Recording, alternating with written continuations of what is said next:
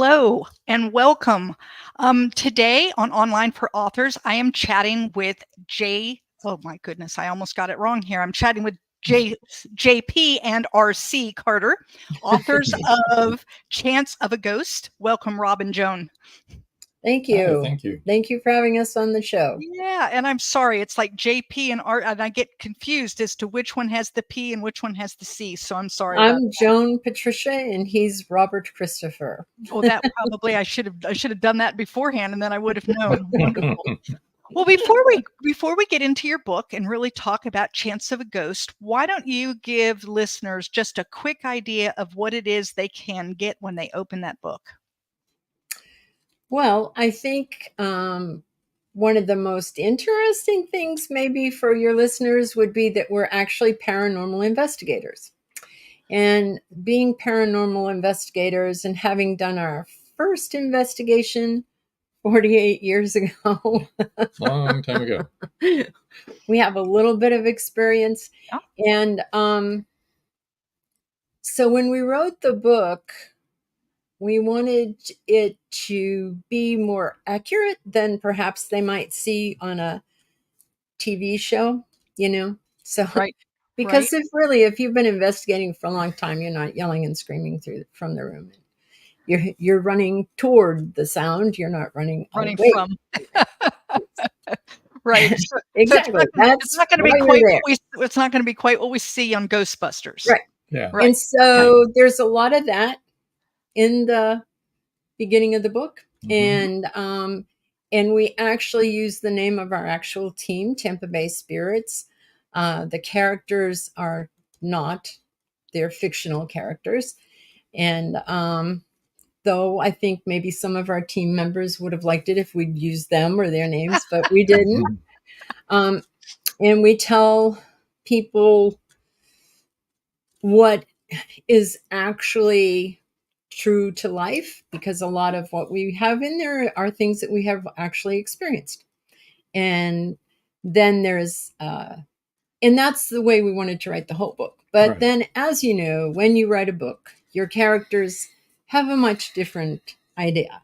Yes. And so there are two ghosts that are main characters in this book, which we did not intend to be the main characters at all, but they were supposed to be in the background. Yes. Right. Just kind of an aside, Right. Occasionally showing up, on the equipment and that sort of thing. Right. And instead they end up having dialogue and they're lots of dialogue. They pretty much they pretty much took over the book story. Yeah. Yeah. I actually have a character in a manuscript that I was working on that the character was supposed to more or less introduce this idea and then be gone. And this character turned out to be one of the main characters. And it was like, whoa, wait a minute, you're not supposed to be here. And they pretty much refused to leave. So, had to write them in. Exactly what happened. Right. Right.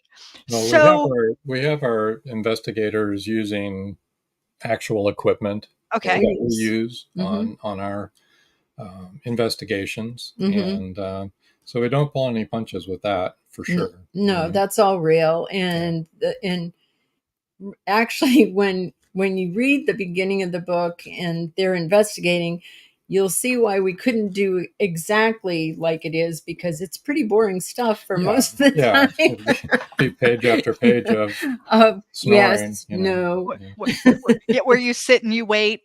Lots of wait. Ask a question and you wait. Right. Mm-hmm. Right. Well, one of the things that I found interesting in the book was not only, are there paranormal investigators, which is not something that you come across a lot in books.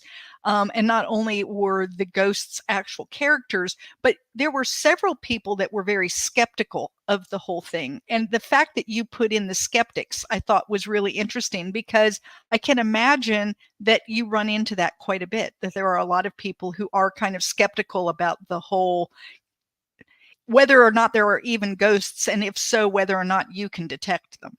Oh, for real. We approach ghost hunting, and we try to debunk first. Okay. That's the first thing we do. We find the natural reason for, a sound going bump in the night or whatever. It could be Right. pipes. It could be, something living in the attic. It could be anything. We eliminate the natural first. Okay. And Then, and what is the reason for that? Why would you go about it that way instead of the other? because most of the time it is, Okay. Lots of times frankly. it is nothing. It's light refractions and stuff Yeah, and that people people's are fear. seeing, and they think that was a ghost, and They get- shadows, and they think that was a shadow person. And so, And you want people to feel comfortable in their own home. Right. But then also, we really do want to understand who's there, why they would be there, and that sort of thing. And if people, I know that we have some clips up on the website that show uh, flashlights being turned on and off in answer to questions. And a Right. lot of people, I'm sure, think that that's faked. And because they're skeptics and they don't believe in that, we're very skeptical ourselves. And if someone doesn't believe it, that's okay. I mean, I Okay. understand why people are skeptical, Right. Right. I'm So, curious, totally unrelated to the writing, how did you ever come to go on your first paranormal investigation? Like, how did that ever come about? I can't imagine how I would ever find myself in that situation. So I just want to know, how did that happen? well, I started seeing things when I was 7 years old, and I was repeatedly told by my parents there were no such things as ghosts. Ghosts, right? Yeah. And when I got older, I wanted to tell them, I wish you would have come into that room and told the 10 people that were in there trying to talk to me that there were no such thing as ghosts. But that didn't happen. So, yeah, I kept seeing them. And, I even tricked my grandmother into coming to my house for tea one time when I was really, really young, because I had a spirit that would come through the room every day at the same time. And I was curious to see if somebody else could see her, because I Yeah. was always the only one there. And she saw her and she wasn't saying anything. And I said, "Are you seeing this?" And she said, "Yes, I'm seeing this, but we don't talk about that." So my grandmother had always seen ghosts. Aha. Okay. So this was a pass down through the family kind of thing. Unfortunately, my children and grandchildren can tell you that this is true. Yes. So anyway, then the first apartment that Rob and I had together, you can tell her what happened in the kitchen one day. Oh, yeah. And this is how it started. Well, she called me into the kitchen and said, "You're not going to believe this." And the door had opened and there was spaghetti coming out and floating through the air and dropping on the floor. One strand at a time, one noodle at a time. Yeah, it Oh was. my goodness. It was a little unnerving. Yeah. I can imagine that it was. And so Yeah. so from that point, you decided to just start looking for it on purpose. Yeah. Oh, yeah. Okay. Yeah. And what are you doing here? Why are you doing that? Why did you open up a box of, well, no, I guess, to be honest, the spaghetti package had been open. Mhm. Right. But why did you decide to open the cabinet door and float And that through the float air that out here into for us. Yes. Yeah. And so It was a sign we should have spaghetti for dinner. Is that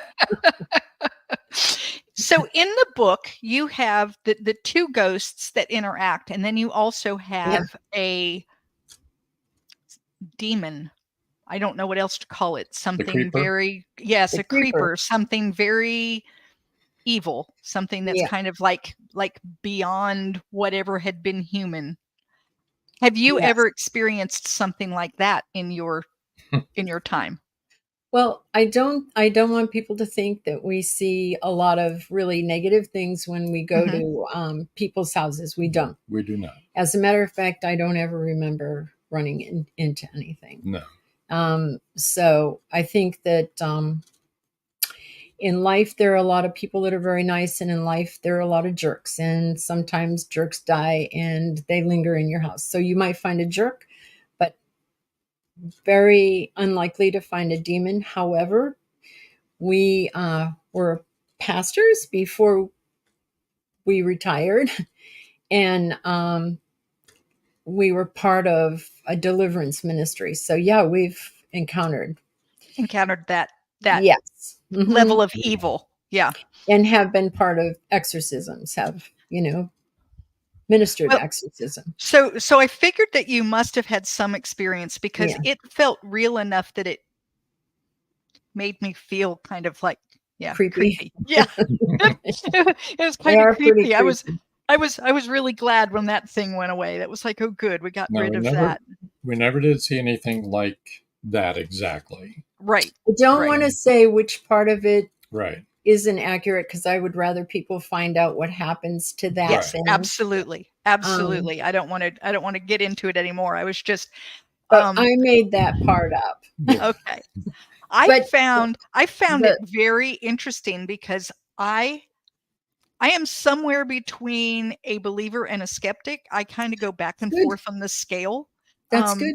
It depends a lot on what it is, and I will tell people, "Oh no, I'm a skeptic." And then things happen that I can't explain, and then it's like, well, okay, so maybe I do. And so I enjoyed the book for those aspects, because I felt like all sides were brought out, and that no one was you didn't say to anyone, you're wrong and we're right. Oh, no, it never was would. Yeah, and I liked that aspect of it, which it kind of allows people to explore it for themselves and see where they land when they're done. But it's really good to be a skeptic, even if you're a paranormal investigator, because I mean, you don't want to see a ghost behind every coffee pot. I mean, that's ridiculous, and Right. if you're really looking for that, you will.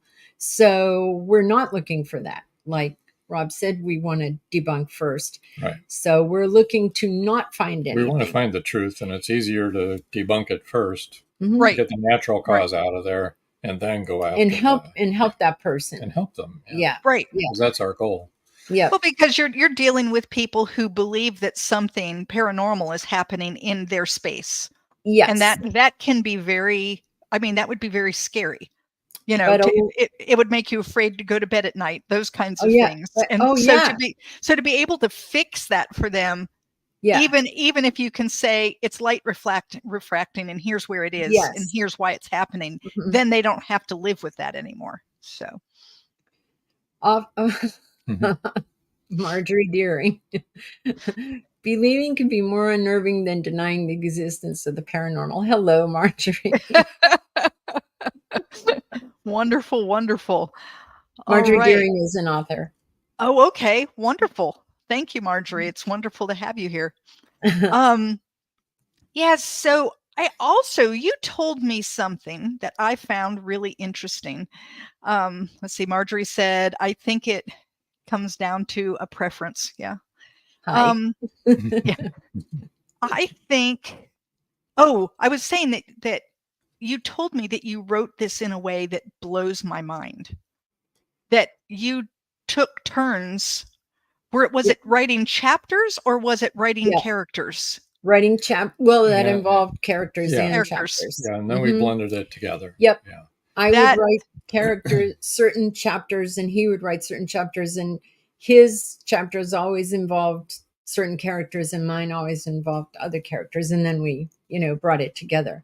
If you really look for it, you might be able to guess which ones are which. I don't know. Maybe. Well, all I know is I have trouble enough writing all by myself and keeping things straight. I cannot imagine how you did what you did. So do you have a detailed outline that you were following? How does that process work?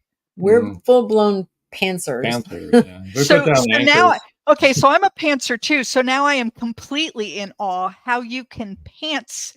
I'm writing and he's writing. You're not writing at the same time then. You write something and then he writes based on what you just we're wrote? writing at the same time. He'll be sitting in the dining room and I'll be sitting in the living room. He'll have his laptop and I'll have mine. And we're writing actually separate chapters. They go together. Yes, this was the first time we did it that way.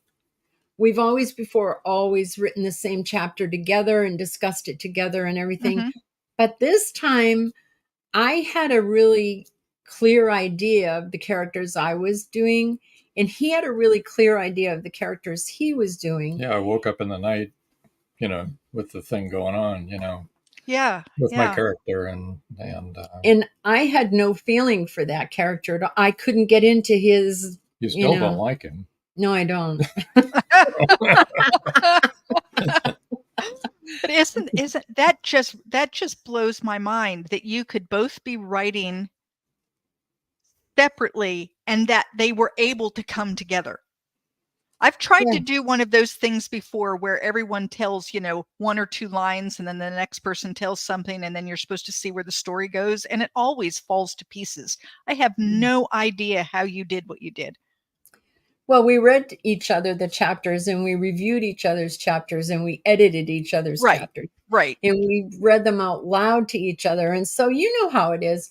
You edit and re-edit your book until finally you're sorry you ever wrote the darn thing to begin with. And absolutely edit it to death and always finding mistakes. It's like, and we even write with words so it's correcting for you, and you're like, right, how did these mistakes get in here? Misspelling and stuff like that. But we did have an idea of how long it was going to take. Yeah. We knew they would be gone. We knew that the couple would be gone for a week, right? With their family, leaving the house empty. So we tried to fit everything in on that timeline, in those days, in our heads. Right.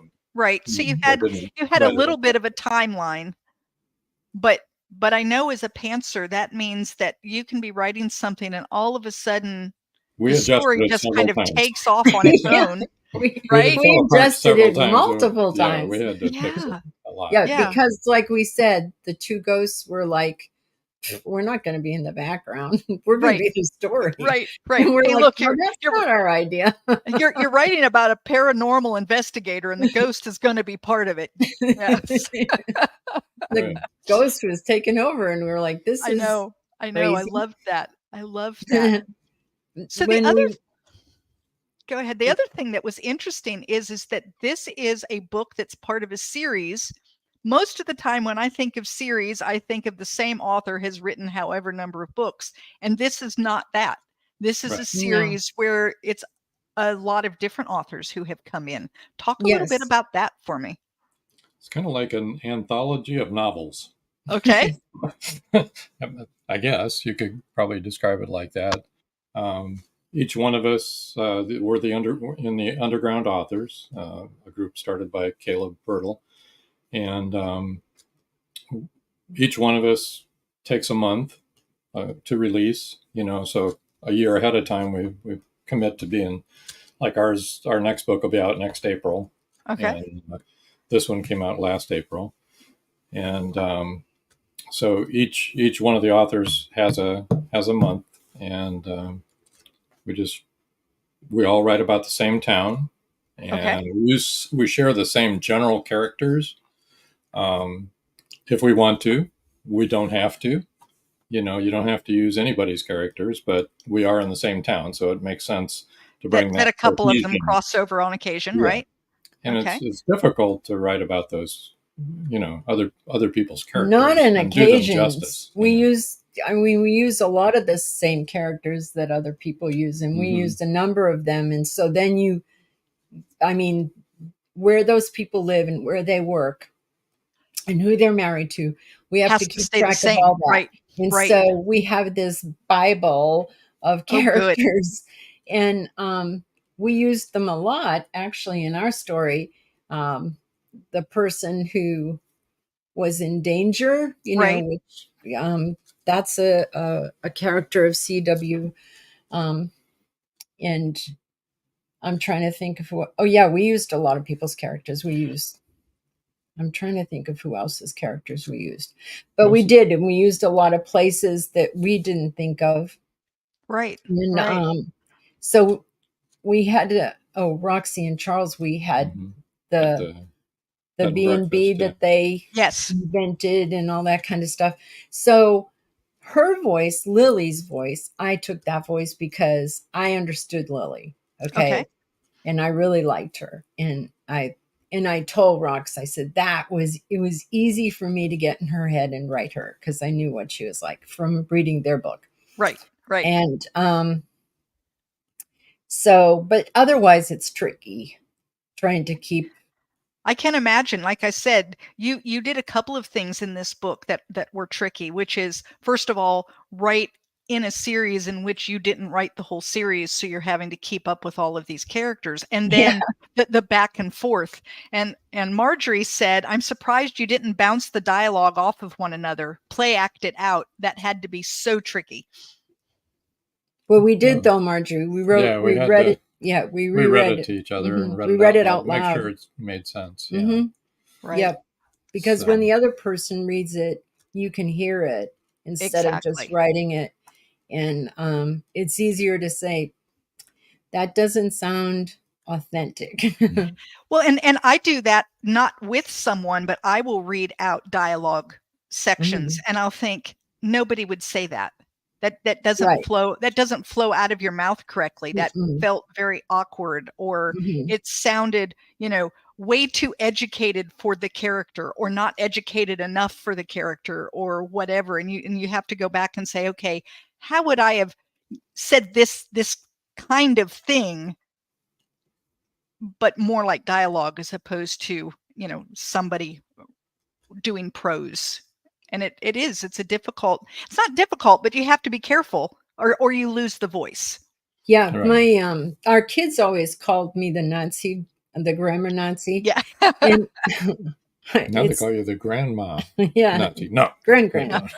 Just kidding. But we have 14 grandchildren. Yeah. But hard to keep them in line. I don't have to keep the grandchildren in line. That's the nice thing about being. That's the wonderful thing about being a grandma. I can spoil them. Send them home. Yep. Anyway, that was hard for me when I started writing, is to not use correct grammar, because people don't. You don't talk that way, and it seems very stilted if you write that way. But we all learned to write that way, didn't we? And And so it's like you have to know when to write that way and when not to. And there's certain parts of your book where you definitely need to be worried about the grammar and you want it to be right. And then when I have a character that's in the mountains of North Carolina in the 1890s, and I can promise you that she is not speaking in the same way, even that we're speaking, let alone the way we would write. And so you do have to say things like, what you doing? That kind of thing, because that's what she would have said. She would have never said, "What are you doing, darling?" Right. I just used that "whatcha" as an example to one of our grandsons who's also writing. And he said, "What do you mean?" When I said, "Well, you really cannot use correct grammar. You really have to use the way people speak. You got to hear what they're saying." And he said, "Oh, you mean," and he gave me an example, which I would, he said, like, "Oh, well, I don't remember what he said." And I said, "No, I mean, like, what you doing? What you doing?" Right. Because I said lots of people say, "What you doing?" And you don't spell that. Oh, because he was saying, "Oh, so you would have to spell it phonetically." That's what he said. Yeah. And I said, "No, you write it the way it sounds. What you? What you? W-A-T-C-H-A. What you? Yeah. Another thing I found when we were writing this was at times I was so used to texting that there were times when I shortened things and I had to go back and make them into sentences. That made sense because I was so used to just answering a text or whatever. And if you're going to do a text, it's so different than if you're going to speak, which is so different than if you're going to write. So all those things make things difficult. Which some of the people who are writing in this the Magnolia Bluff Crime Chronicles do have people texting in their books. Right. And we do not. I did not need that extra layer. You didn't need the extra layer. But if you're going, but the cool thing about that is if you're going to do that, then you have to make sure that you're actually texting. My children tell me that I do not text. They tell me that I email with texts because I write full words and I have punctuation. And they said, "Mom, what are you doing?" And it's like, it's the only, I can't text. I mean, I know what I'm supposed to do. It just, I can't make myself do it. So yeah, they tell me that I send emails via text is what I do. So I thought they were telling you they were too long. well, that too. Too long, too long. All of the words are spelled correctly. I don't use, I mean, I do use LOL and a few, but most of the time they'll send me things that have, 3 or 4 letter acronyms. And I'm sitting there going, okay, you're going to have to tell me, what did that mean? I don't know what that one is. I don't know. I don't know. I know I don't know. And I know LOL. And I know BRB, be right back, but most of them go over my head and I have to ask, what is this? So this is funny. When my mom first saw LOL, instead of laugh out loud, she thought it was lots of love. Aww. Which is really sweet. Except that if someone texts you that their pet just died and you write LOL, it isn't friendly. No. No, that kind of works. That is kind of LOL though. Yes. So we had to help her really quickly. Don't LOL. That's laughing. We're laughing out loud, Mom. Oh, I thought it was lots of love. So wonderful. Put it in the correct place. Yeah. Let's hear about it. So I know that you also have another series that you do, and it is called the O'Rourke Crime Novels. So tell us a little bit about those. Well, they're high-tech crime novels, basically, or they used to be when we wrote them. Yeah. There's 3 books to it, Bioprints, Flash Zombies, and Clone Drones. And Bioprints is about the 3D manufacturing of human body parts, and how there's a murder and a mystery all involved there around that. And then Flash Zombies is about a flash mob company that creates distractions so that the crooks can do something somewhere else, right? Even right under their nose, practically, in the same, like in the shopping mall. And then they're in the jewelry store and everybody's watching out the window at the flash mob, and there's more to it than that. There's drug cartels and the mafia and everything. And then Clone Drones is about some weaponized private weaponized drones, and this was before that we had private drones, even before they had come out with those. And somebody weaponized a drone and was killing senators, U.S. senators. And so it's a mystery involved in that. And there's a kidnapping in there, and the mafia's in that one as well. So it's a lot of fun. All 3 books, I think. Yep. Yeah. And this was all before any of that was normal. Right. And as a matter of fact, recently in the past couple of years, we've noticed that people have, and even very recently, been using flash mobs to rob places.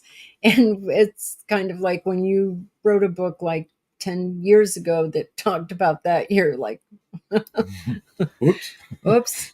Well, yeah. So my first book, Sunflowers Beneath the Snow, was about I remember Russia invading Ukraine, and it came out, and a month later Russia invaded Ukraine. So yeah, there is a little bit of a wow when those kinds of things happen. But I think part of it, as writers, we're always thinking the what ifs.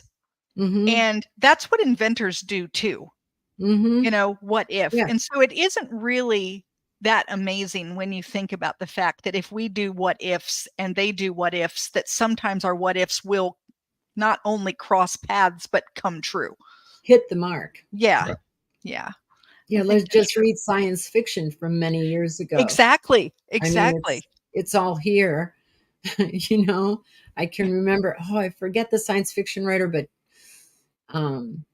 where he had the picture on the wall and the kids would walk through the picture into, the actual African veldt. But it was a TV, a thin TV on the wall. And you're like, yeah, like that could ever happen. That could ever happen. Huge. Who would have a thin TV on a wall anyway? Right. And now it's like, that's a long time ago. Right. Well, and the idea of, carrying a phone that does more than, like, first of all, just carrying the phone and having it be small enough to put in your pocket, and then having it do all that it does. I saw something today that made me laugh, and it was, do you remember when your school teacher used to say, no, you can't do your math test with a calculator? What do you think? You're going to carry a calculator in your pocket? Yes. Yes, I am. Thank you. How about a whole computer? We're going to carry a whole computer. Let's see if we can get the whole computer in your pocket. Your whole computer in a pocket. So yeah, that's funny. So do you plan to write any more in that series, or are you done with that? Well, we've left it open to do something with it, but we are. We have another book coming out in April. No, she's talking about O'Rourke. Oh, you mean the O'Rourke? Yeah. Oh, people, yeah. We left that open, but it's kind of on the sideline. This is going to take us. We've got a lot of commitment on the Magnolia Bluff. Yeah, I remember when we didn't write another one right away.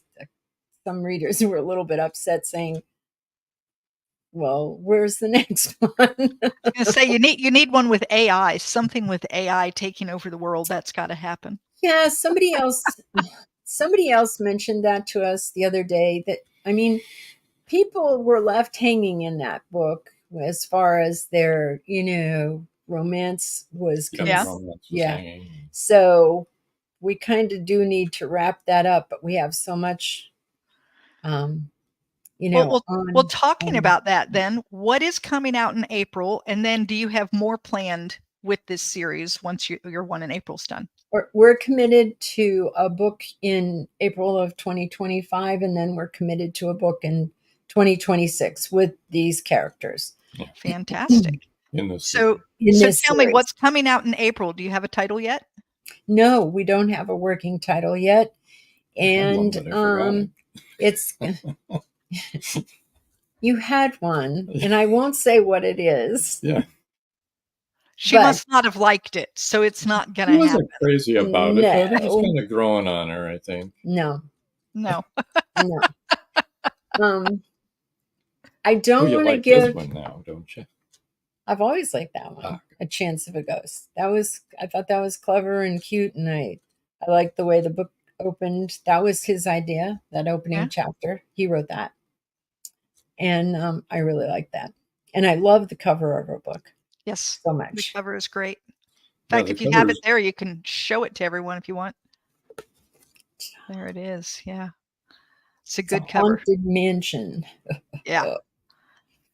But it doesn't look like that within the first chapter it does, but when the actual story opens, it's all been refurbished, renovated, and is beautiful now. It's beautiful and pretty, and So can you give us any idea about the one in April? Don't give us any spoilers, but just like a general anything about what's going to happen in this one. I mean, is it more paranormal? Or are you doing something different? Oh yeah. It's it's different, but it's a lot of paranormal. Probably more paranormal. Yeah, more than this one was. One of the characters that I liked very much in this book is actually going to be a murder victim. Dun, dun, dun. Well, I did want to mention, since we're talking about murder victims, Speaking of. The underground authors, for this series anyway, Magnolia Bluff, we all have a no-kill list. Okay. Each author has a no-kill list. And so there's all the characters that you don't want anyone else to kill off. Right. You're not allowed, right? No one's allowed to kill, but you can use them in your book. Just don't kill them. Just don't kill them. Okay. And then there's those that you don't mind if you get killed. They get killed. You got to tell them all your characters and stuff. And we have ones that they can't be killed because they're ghosts. Right. So they can't be killed. And they can't be exorcised. Nobody better exercise them. I see. But, so this one person, one day I said to Rob, oh, you need to put so-and-so on the no-kill list. And he said, why? And I said, because she had been a periphery character, and though I liked her very much. And I gave it away to she. And he said, why? And I said, because I want to kill her. I'm gonna I kill guess it. you're allowed to put them on a no-kill list and then kill them yourself. That's allowed. Exactly. As Oh, long as it's your definitely. character, right? Yeah. We can't have somebody murdering that character before we get the chance to murder her. Absolutely. Absolutely. So that's coming out in April. Mm-hmm. Yep. And then I'm just curious, do you already have a story idea set out for the next one, or has it not hit you yet? No, actually, the next thing that we're going to do for the underground authors is something different than the Magnolia Bluff Crime Are we Chronicles. supposed to talk about it or not? Oh, okay. Never I'm mind. not sure if we're supposed to talk about Okay, it. but there's something new and exciting coming out, folks, and you heard it here Yes. first. Yes. So we'll be doing that first, and then Okay. we'll be doing the next one in this series with, Mike and Maureen, Well, Donovan, and fantastic. Tampa Bay Spirits, and Fantastic. we never wanted to write a paranormal story, and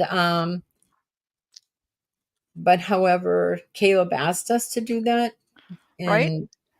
so we did that, and as usual, Caleb was right on the mark, and we had the most fun doing this book of any book we've ever written. So I have to agree that he was on the mark, that this was, I think that it had a nice twist to it. I really enjoyed it, and I think other people will really enjoy it too. So, hey guys, if you want to keep this conversation going, head on over to Novels and Latte Book Club on Facebook. There, look for the post of this podcast, and you'll have the opportunity to win a chance of a ghost.